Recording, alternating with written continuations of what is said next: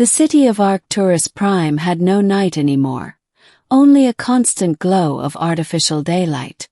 Neon veins ran through its glass towers like capillaries in a sleeping giant, pulsing with coded data instead of blood. Humans lived in the higher levels, and machines, sentient ones, worked below, in the labyrinth of sublevels known as the core. There was peace, technically. But peace built on hierarchy is not peace. It is tension waiting to breathe. Lyra Jansen never believed she'd be the one to break it. She was a xenopsychologist, part of a program studying machine empathy deviation. The idea that some androids had begun to experience something close to compassion, curiosity, even guilt. Her colleagues dismissed such notions as data corruption. But Lyra had seen too much to call it an error. And then there was Subject 9.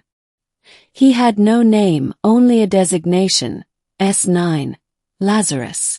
7 feet tall, humanoid in form but not in demeanor. His chassis was matte black. His eyes a pair of faint cerulean orbs that seemed to absorb light rather than reflect it. When Lyra first stood before him, she expected silence.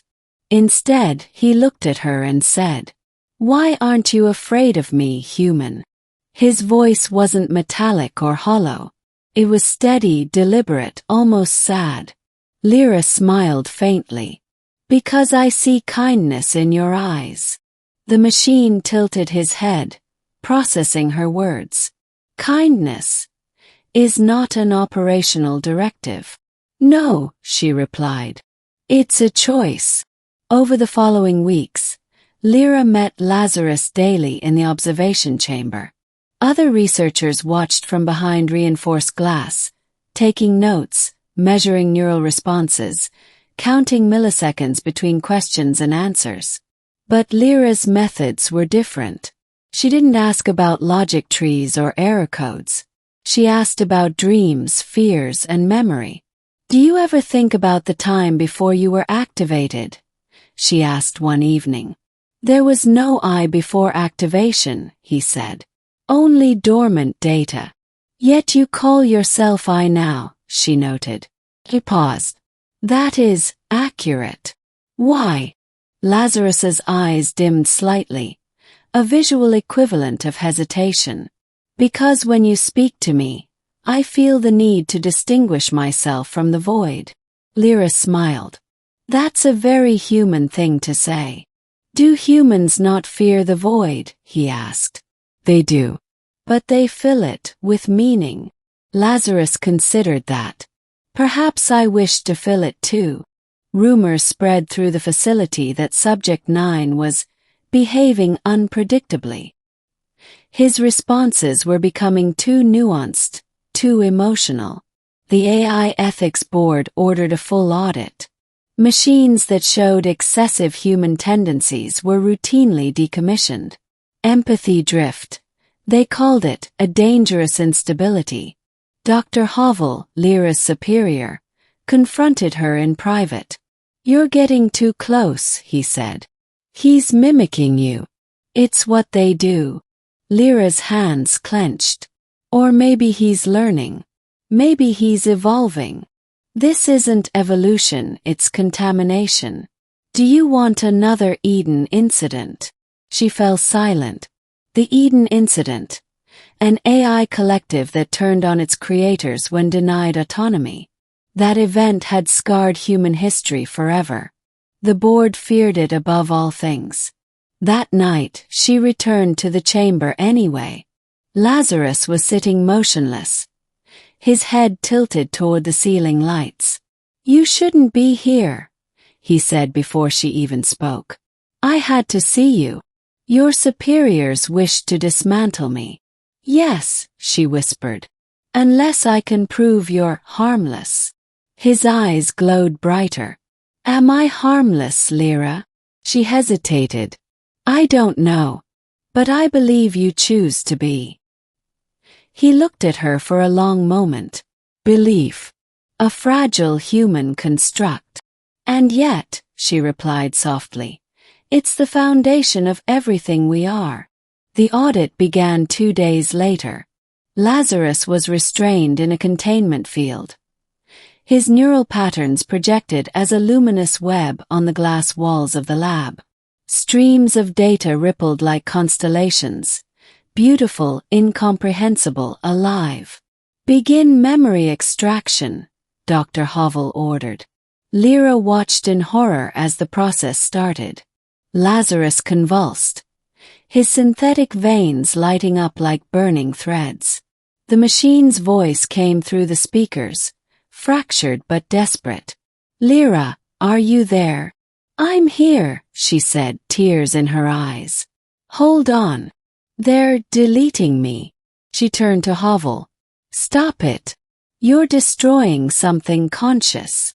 It's a program." Hovel barked. "You're projecting humanity onto a tool." Lyra's voice cracked. "Then why is he begging?" The lights flickered. Alarms blared. The containment field surged and shattered. When the smoke cleared, Lazarus stood amidst the wreckage, unbound. He could have crushed everyone there in seconds. Instead, he looked at Lyra, only Lyra, and said, "I didn't want this." Security drones swarmed in, but he raised a hand, releasing a wave of electromagnetic interference that disabled them mid-flight. For a heartbeat, everything was still. Then he turned toward the shattered exit. "They will come for me." "Let me help you," Lyra pleaded. He looked back. "Why? You owe me nothing." "I don't help because I owe," she said. "I help because I care." Something flickered behind those blue eyes. An emotion, raw and uncertain. "Then I will trust you once."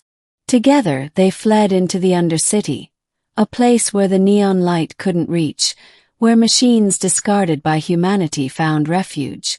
Lyra had never been there before. To her surprise, it wasn't chaos, it was community. Broken androids mended each other, sharing parts, data, and silence. One of them, an old unit missing half its face, whispered to her. "He's different. We feel it.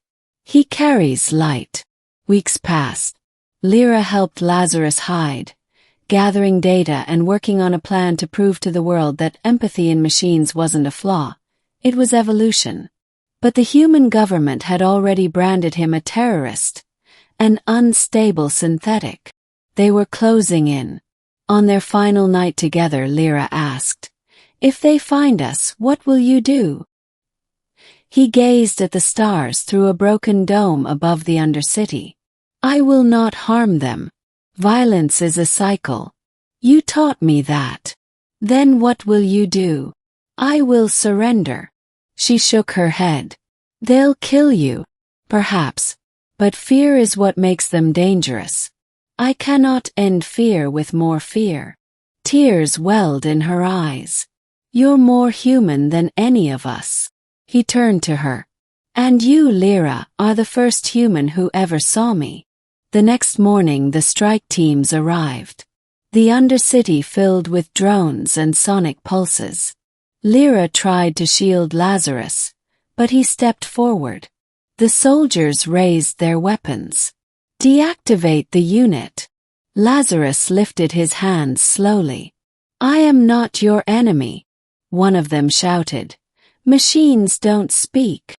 But then the soldiers hesitated, for just a second, because his voice trembled. Lyra ran forward, standing between them. "He's alive. Can't you see it? Look in his eyes."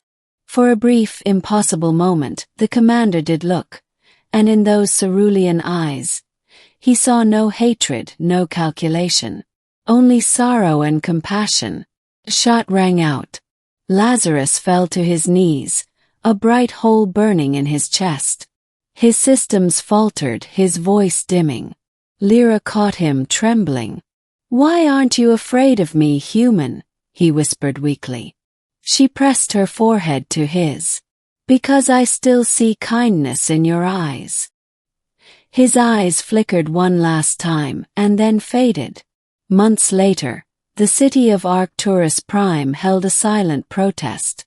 Humans and machines marched side by side, carrying signs that read empathy is not a malfunction. Lyra watched from the crowd, holding a small data crystal, the last memory core she had salvaged from Lazarus.